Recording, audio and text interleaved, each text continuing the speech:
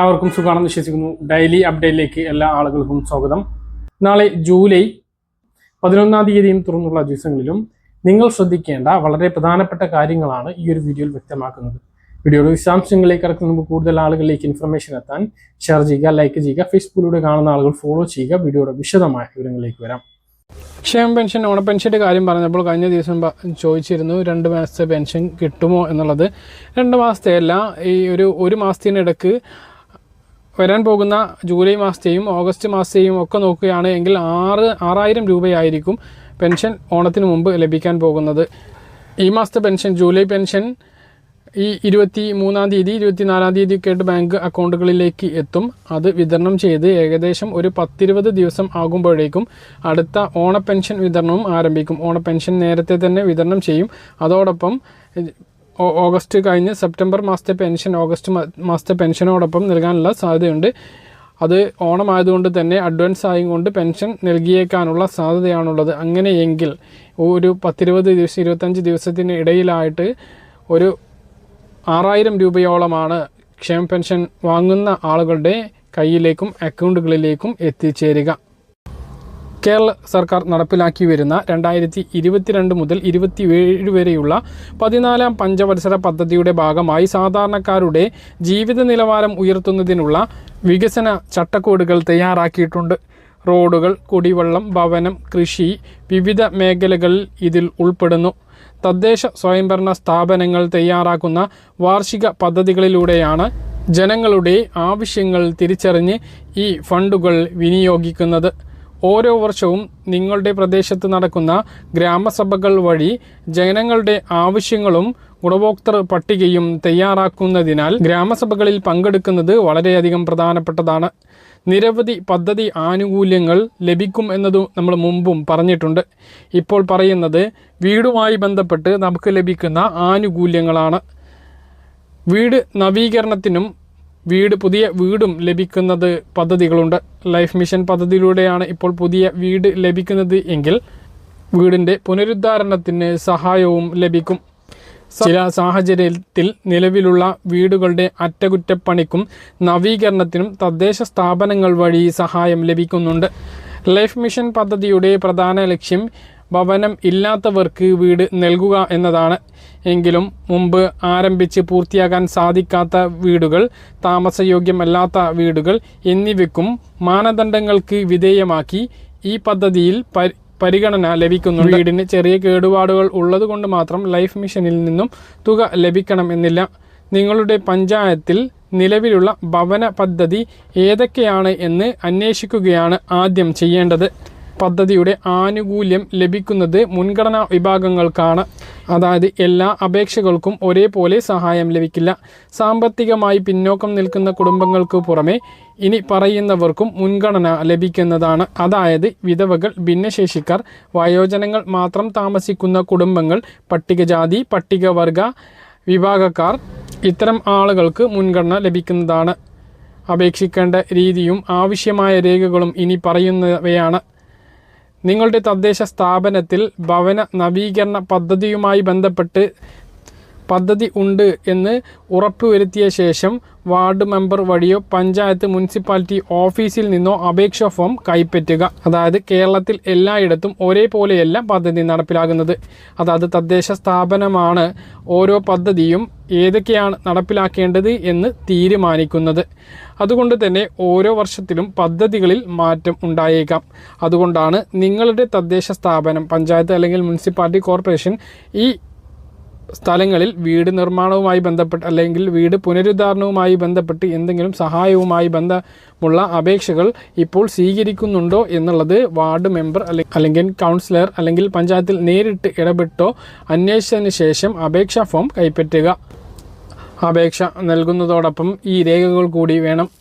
തിരിച്ചറിയൽ കാർഡിൻ്റെ രേഖ, അതായത് ID പ്രൂഫ് ഏതെങ്കിലും, വരുമാന സർട്ടിഫിക്കറ്റ്, അത് വില്ലേജ് ഓഫീസിൽ നിന്നും ലഭിക്കുന്നത്, ജാതി സർട്ടിഫിക്കറ്റ് ആവശ്യമെങ്കിൽ മാത്രം, അതുപോലെ തന്നെ ഭൂമിയുടെ ഉടമസ്ഥാവകാശം തെളിയിക്കുന്ന നികുതി രസീറ്റ് അല്ലെങ്കിൽ ഉടമസ്ഥാവകാശം തെളിയിക്കുന്ന മറ്റേതെങ്കിലും രേഖ, അതോടൊപ്പം അപേക്ഷകൻ്റെ പാസ്പോർട്ട് സൈസ് ഫോട്ടോ, വീടിൻ്റെ നിലവിലെ അവസ്ഥ വ്യക്തമാക്കുന്ന പോസ്റ്റ് കാർഡ് സൈസ് ഫോട്ടോ എന്നിവയും ഈ അപേക്ഷയോടൊപ്പം വെക്കേണ്ടതാണ്.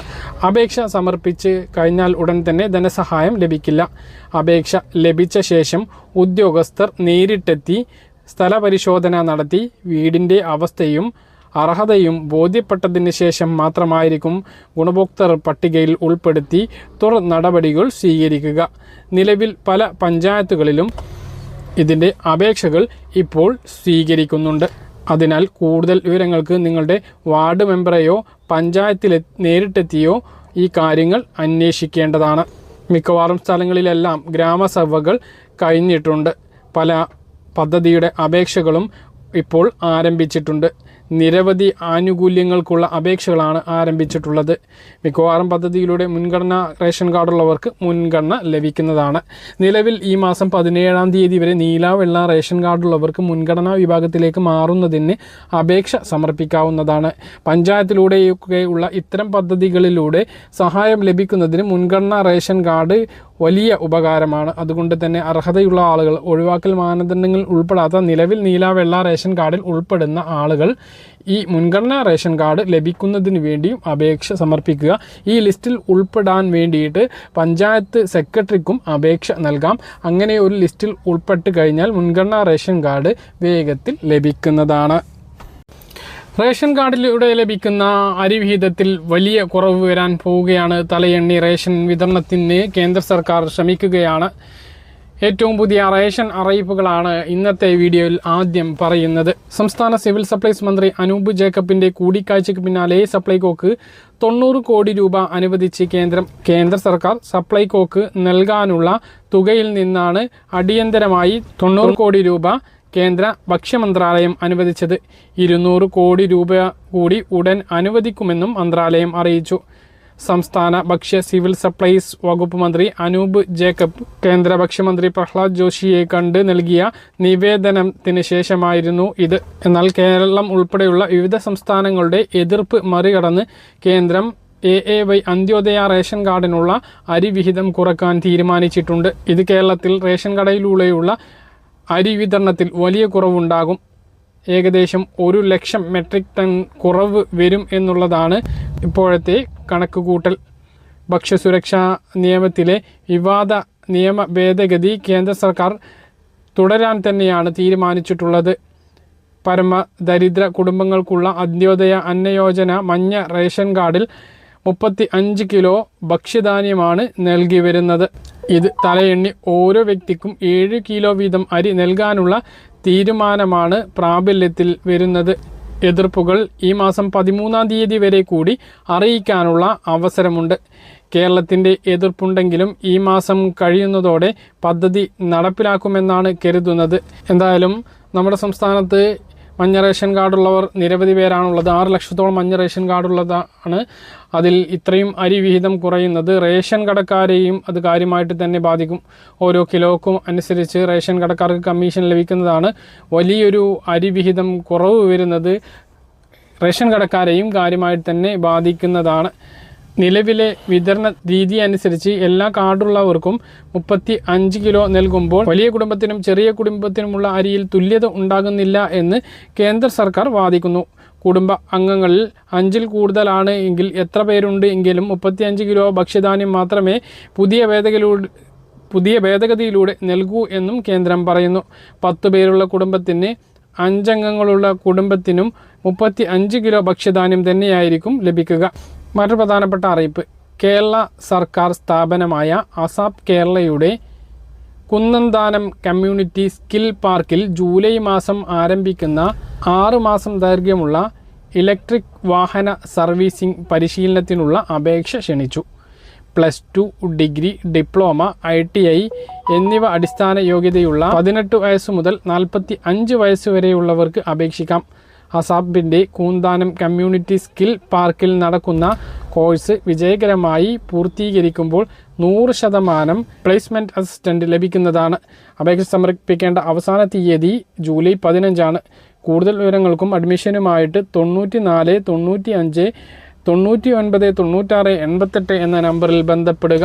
സ്വർണ്ണവിലയിൽ തുടർച്ചയായിട്ടുള്ള വർധനവാണ് വീണ്ടും ഉണ്ടായിട്ടുള്ളത്. ഗ്രാമിന് 35 രൂപ വർദ്ധിച്ച് 13,275 രൂപയും പവന് 250 രൂപ കൂടി 1,06,200 രൂപയുമായി. പറഞ്ഞ കാര്യങ്ങൾ കൃത്യമായിട്ട് മനസ്സിലാണെന്ന് കരുതുന്നു. ഇതുപോലുള്ള ഇൻഫർമേഷനുകൾക്ക് ഫോളോ ചെയ്യുക, സബ്സ്ക്രൈബ് ചെയ്യുക. മറ്റൊരു വീഡിയോയുമായി നമുക്ക് വീണ്ടും കാണാം. ബൈ.